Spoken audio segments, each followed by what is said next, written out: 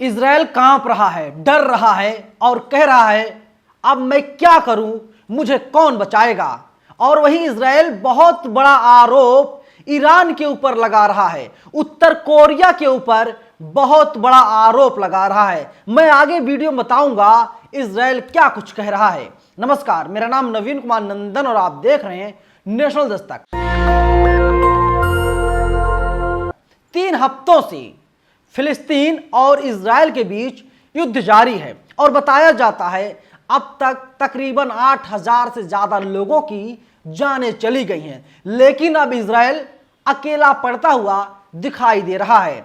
तमाम जानकार बताते हैं कि अमेरिका भी अब इजराइल का साथ छोड़ता हुआ दिखाई दे रहा है, क्योंकि अमेरिका को पहले लग रहा था कि हमें हथियार बेचना है और इजराइल हथियार को खरीद लेगा। लेकिन जिस तरीके से फिलिस्तीन के साथ तमाम देश आ गए और अब फिलिस्तीन मजबूत हो गया, इजराइल अकेला पड़ गया है, कांप रहा है। नेतन्याहू जो इजराइल के प्रधानमंत्री हैं, उनका दिमाग खराब हो गया है। वे क्या करें, कहां जाएं, किससे मदद मांगे, उन्हें कुछ भी समझ में नहीं आ रहा है। न्यूज 18 के हवाले से मैं आपको एक खबर बता रहा हूं।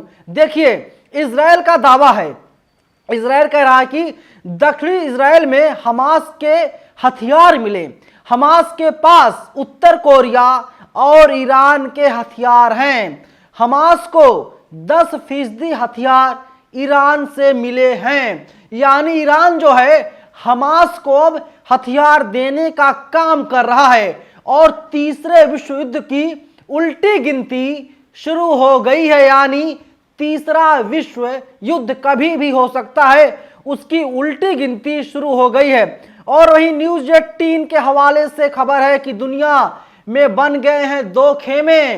तमाम देश दुनिया के ऐसे हैं जो फिलिस्तीन के साथ खड़े हैं और कुछ देश ऐसे हैं जो इजराइल के साथ अपने फायदे के लिए खड़े होते हुए दिखाई दे रहे हैं। और देखिए, वहीं अमेरिकी न्यूज एजेंसी का दावा है इराक और सीरिया में अमेरिका की फौज पर 14 बार हमले किए गए हैं। यानी अब अमेरिका भी लगातार कमजोर पड़ता हुआ दिखाई दे रहा है, क्योंकि तमाम एजेंसियों ने ऐसा दावा किया है अमेरिका के फौज पर लगातार हमले किए जा रहे हैं। और वहीं देखिए किस तरीके से न्यूज 18 लिखता है, इजराइल की लड़ाई में अमेरिका वर्सेस रूस होता हुआ दिखाई दे रहा है और तीसरे विश्व युद्ध की आहट सुनाई दे रही है। अमेरिका के कुछ सैनिकों के सिर पर गंभीर चोटें भी आई हैं, यानी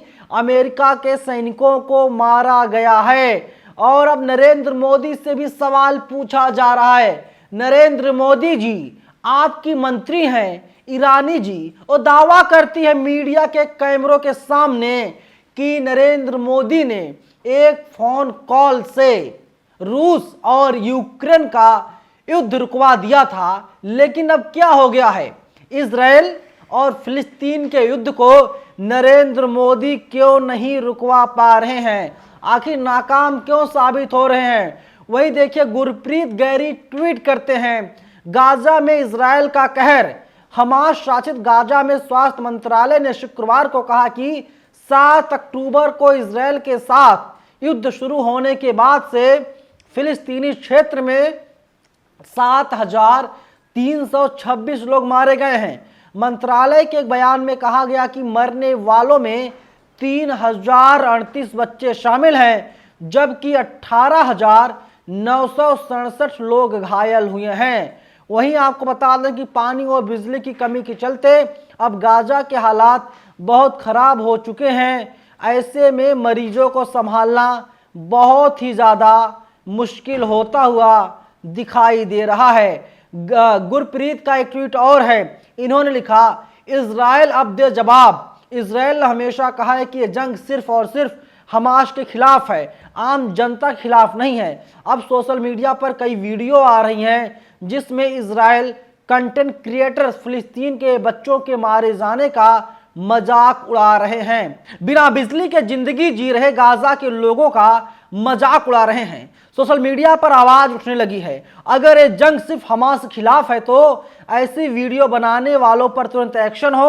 अब देखते हैं इजराइल सरकार गाजा के पीड़ित लोगों का मजाक उड़ाने वाले क्रिएटर्स पर क्या एक्शन करती है। जो वीडियो सामने आ रही हैं वो वीडियो ऐसी हैं जब आप देखेंगे तो आपका दिल भी दहल जाएगा। लेकिन YouTube की तमाम गाइडलाइंस हैं, हम उन गाइडलाइंस का पालन करते हैं, इसीलिए वो वीडियो वो तस्वीरें आप तक नहीं पहुंचा सकते हैं, आपको नहीं दिखा सकते हैं, क्योंकि तस्वीरें ऐसी हैं आपको विचलित कर सकती हैं। लेकिन इजराइल जो अपने आप को पहले शहंशाह बादशाह समझ रहा था, उसकी दादागिरी अब खत्म होती हुई दिखाई दे रही है और इसीलिए इजराइल अब चीख रहा है, चिल्ला रहा है। नेतन्याहू अकेले पड़ते हुए दिखाई दे रहे हैं। और ईरान ने तो, कल मैंने वीडियो बनाया था, मैंने दिखाया था, बताया था उसमें किस तरीके से ईरान के 5 लाख से ज्यादा सैनिक तैनात हो गए हैं,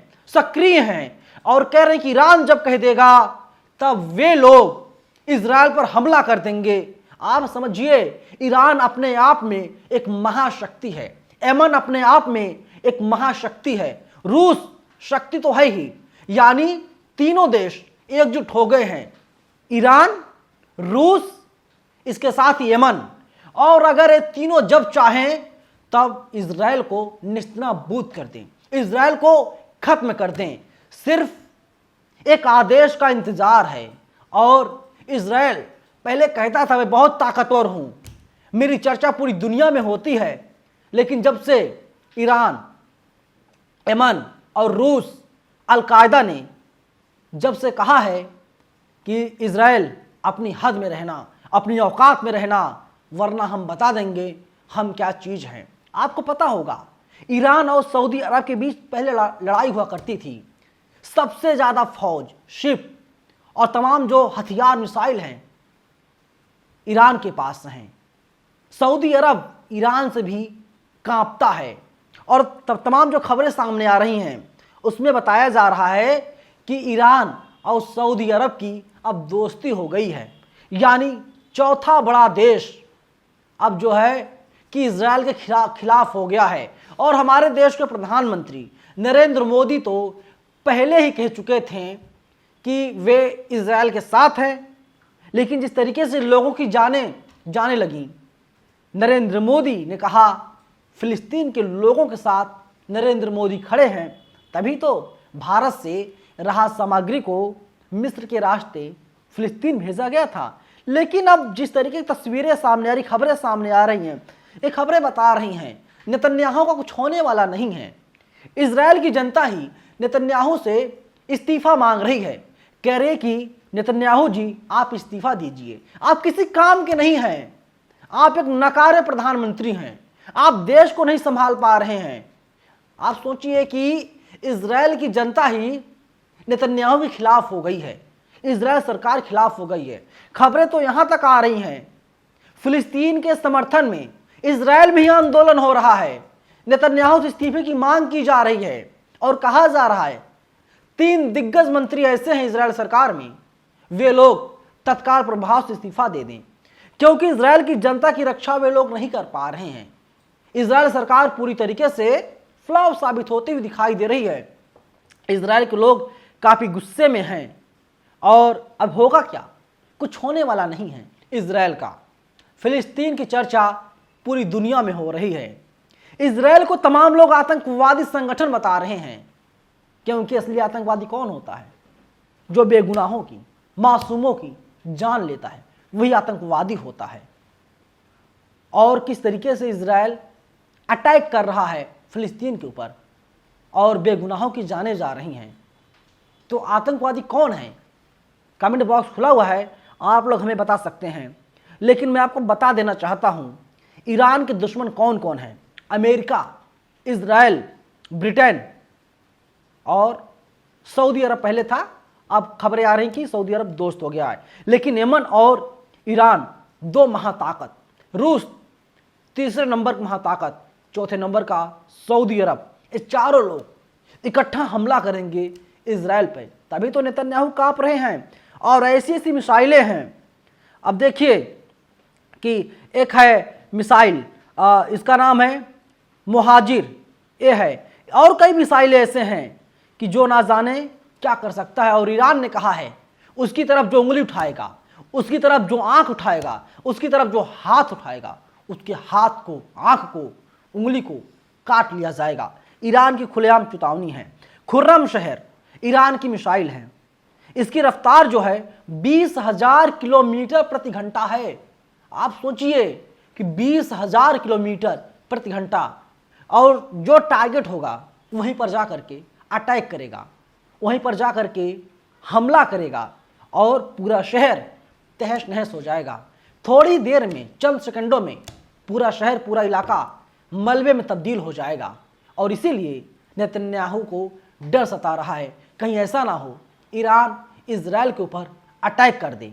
60 देश ऐसे हैं जो इजराइल के खिलाफ हो चुके हैं, फिलिस्तीन का समर्थन कर रहे हैं, और वहीं नेतन्याहू सोच रहे हैं कि पहले मैं तो कुछ और था और सच अब मेरा बाहर आ रहा है, बेहतर है युद्ध को खत्म कर लिया जाए। हालांकि अभी तक आधिकारिक ऐलान नहीं हुआ है।